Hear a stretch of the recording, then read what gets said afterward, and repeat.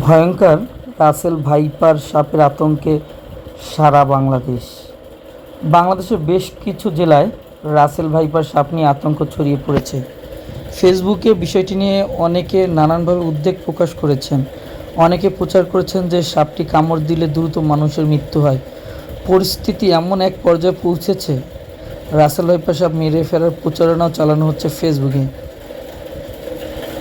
অনেকে বলছেন Russell viper দ্রুত বংশবিস্তার করে, ফলে সহসা বাংলাদেশের গ্রাম অঞ্চলে এই সাপের আধিক্য মানুষের জন্য হুমকি তৈরি করবে।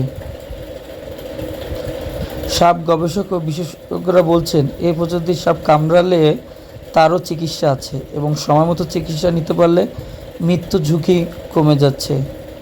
বেসরকারি সংস্থা deep ecology and snake's conservation foundation বলছে, রাসেল ভাইপার মোটেও এদেশের সবচেয়ে বিষধর কিংবা প্রাণঘাতী সাপ নয়, বরং দেশে প্রতি বছর সাপের কামড়ে যত লোক মারা যায় তার অর্ধেকই মারা যায় পাতিকেউটো সাপের কামড়ে। তবে সময়মতো চিকিৎসা না নিলে রাসেল ভাইপারের কামড়ে মৃত্যু হতে পারে।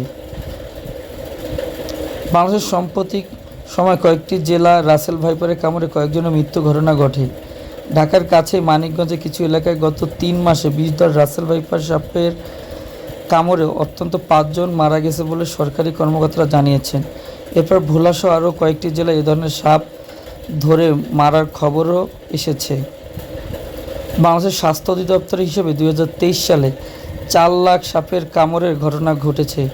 এর মধ্যে ৭,৫০০ মানুষ মারা গেছে, যাদের বেশিরভাগ কোবরা ও কেউটো প্রজাতির।